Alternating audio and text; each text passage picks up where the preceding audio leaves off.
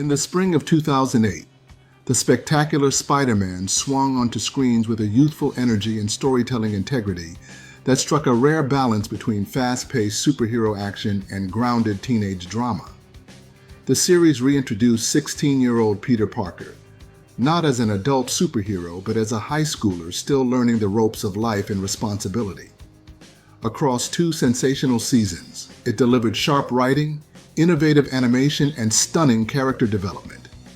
Yet, despite critical acclaim and a devoted fandom, it came to an abrupt halt in November 2009, canceled not for creative failings, but because of corporate legal entanglements between Sony, Disney, and Marvel that prevented any future seasons from being produced.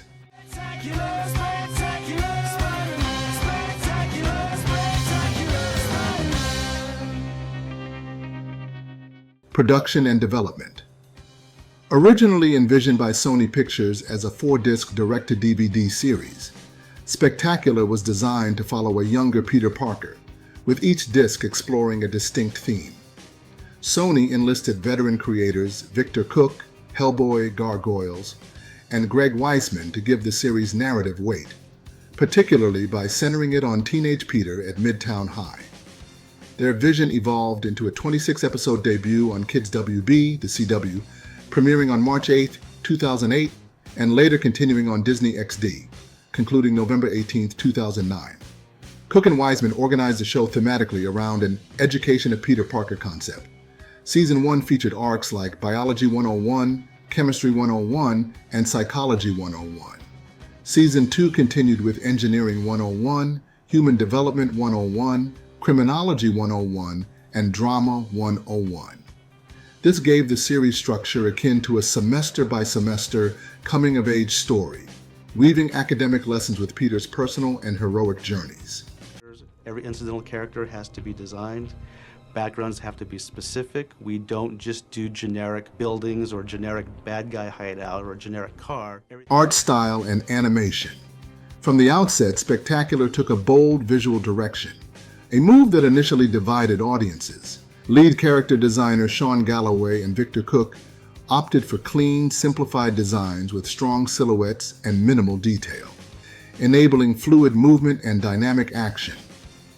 As Cook explained, the aim was to recreate Sam Raimi-style energy in traditional 2D animation while working within a budget.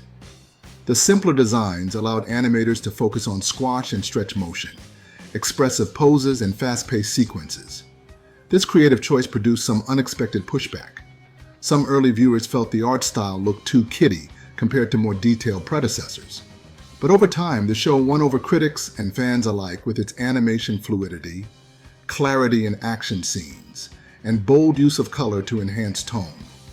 Its Hong Kong-style choreography made the web-slinging sequences some of the most exhilarating in animation. And the writer goes and writes a writer's draft script. Turn that in, we get notes, that's the first draft. Do a second draft usually, and then... Writing and serial structure. At its core, Spectacular was about Peter's dual education, in school and as Spider-Man. Weisman's 5 C's philosophy, contemporary, cohesive, coherent, classic, iconic, infused the writing with reverence for the source material and emotional authenticity. The show delivered standalone adventures that fit into broader arcs. Villains were introduced gradually, often first appearing in civilian lives before crossing moral lines, giving each transformation real weight. For instance, Curt Connors appeared early as a mentor to Peter before evolving emotionally and physically into the Lizard. The show avoided one-note sketches in favor of character-driven turnarounds. It also delivered authentic depictions of teenage life. Peter's strained finances, teenage crushes, school politics, bullies, and overbearing figures. It grounded the hero in a relatable, emotional world. Critics responded with near-universal praise. Comic Mix declared it one of the best superhero adaptations I've ever seen. IGN lauded its balance of classic and contemporary tone, and it won multiple awards for Best Animated Series.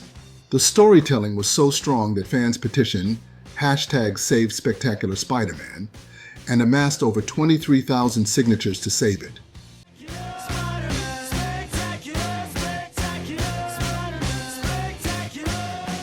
Character portrayals. Peter Parker, Josh Keaton, anchored the series with humor, intellect, and guilt. Keaton's portrayal balanced snark and sincerity. Peter felt like a near peer, not a mythical hero. Gwen Stacy, Lacey Chabert, was smart and determined, Peter's intellectual partner and moral compass. Mary Jane, Vanessa Marshall, brought warmth and charisma without conventionally fitting into the damsel mold. Harry Osborn, James Arnold Taylor, was a bastion of internal conflict, striving to live up to his father, suffering from neglect and jealousy, yet sustaining an uneasy bond with Peter. Flash Thompson, voiced by Joshua LaBarre, carried the weight of a bully who admired Spider-Man, creating moral tension when Flash's admiration and aggression clashed. The supporting cast: Aunt May, J. Jonah Jameson, Robbie Robertson, Tombstone, Hammerhead, and more were given dimensional arcs rooted in context. Voice actors such as Clancy Brown, Tombstone Rhino, Robert Englund, Vulture, and Steve Bloom, Green Goblin, delivered performances so compelling they transcended animation.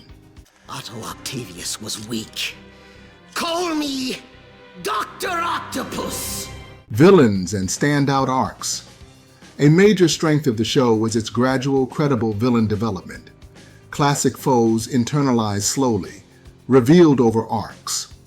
Kurt Connors started as a mentor, later evolving into Lizard organically. Vulture's debut in Survival of the Fittest felt earned and impactful. Other villains like Shocker, Rhino, Doc Ock, Sandman, Black Cat were seated as normal people and escalated with genuine narrative logic. The Green Goblin arc was a masterclass in suspense and psychological drama. For several episodes, the audience was led to believe Harry Osborn had become the Goblin due to his addiction to a performance-enhancing drug called globulin green. Peter, confused and torn, tried to help his friend while also battling the chaos the Goblin caused. But in a shocking twist, it was revealed that Norman Osborn had orchestrated the entire thing, using his son as a scapegoat to conceal his true identity as the Green Goblin. Norman not only manipulated Harry, but sacrificed his own son's reputation and mental health for the sake of his criminal empire. It was a chilling, gut-wrenching betrayal that redefined the stakes of the series and elevated Norman Osborn to one of the most cold-blooded villains in animated history. The Venom arc was equally emotional. Eddie Brock, Peter's childhood friend and lab partner at Dr. Connors' lab, started out supportive and good-natured. But as Peter's secret-keeping and erratic behavior intensified, and especially after Peter stole the alien symbiote from the lab, Eddie's resentment festered. When the rejected symbiote bonded with Eddie, it fed on his anger and pain, turning him into Venom. The heartbreak came from how personal it all was. Venom wasn't just a villain. He knew everything about Peter.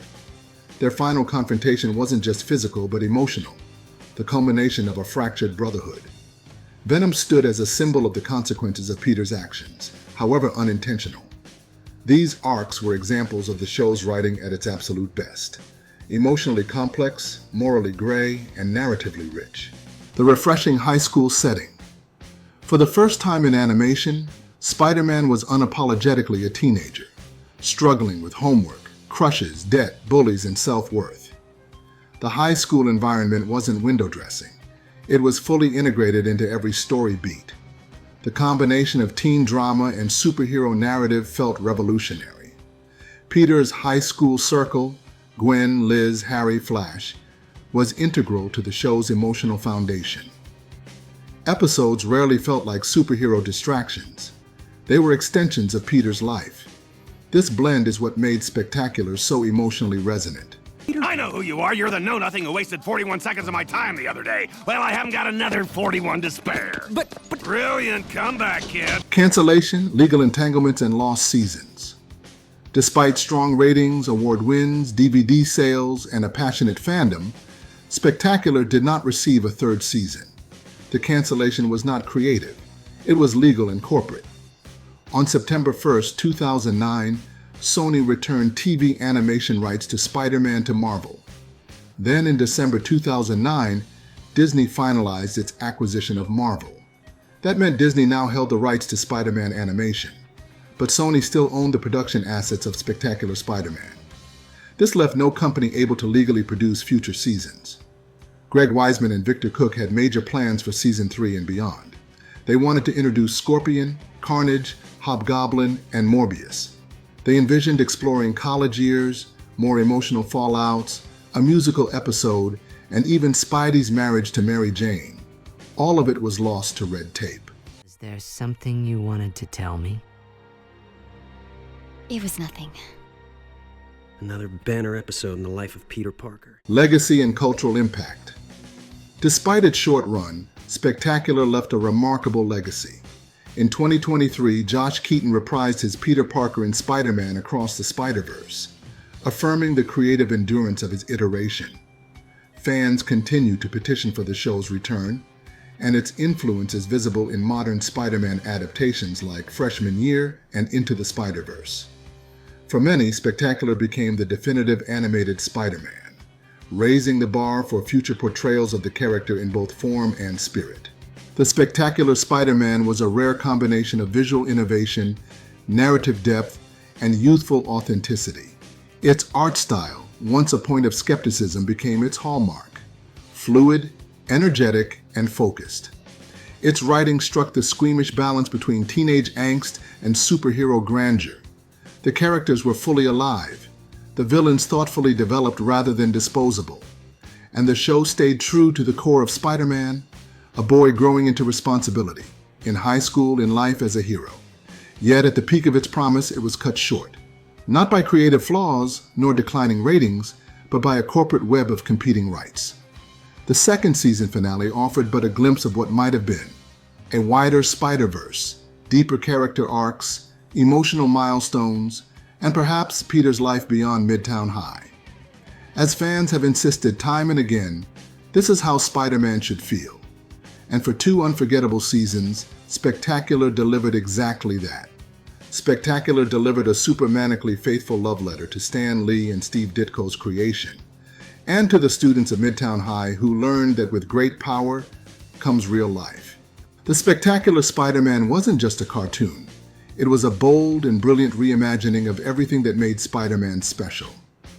With layered storytelling, emotionally resonant character arcs, fluid animation, and some of the best portrayals of classic villains ever put to screen, this show proved that superhero stories could be smart, heartfelt, and deeply personal, all without losing the fun. It was canceled way too soon, but it lives on in the hearts of fans, in animated cameos, and in every story that dares to tell Spider-Man's journey with truth and soul. Whether you grew up watching it or you're just discovering it for the first time, Spectacular Spider-Man is a timeless reminder of how great storytelling never fades. A huge shout out and heartfelt thank you to our amazing Throwback Tier members: Peace by Chaos, Thicula, iCritic, Jeremy Bowen, Mr. Blanks, and Sonic and Leighton Fan. Your support means the world, and you're helping keep the nostalgia alive in a big way. I also want to thank all the other awesome members who support the channel. Whether you're new or you've been rocking with us from the beginning, I appreciate every single one of you. If you enjoyed this deep dive, don't forget to like, share, and subscribe to the channel. Hit that notification bell so you don't miss any future videos. And above all, keep the nostalgia alive, because sometimes the past deserves a second swing through.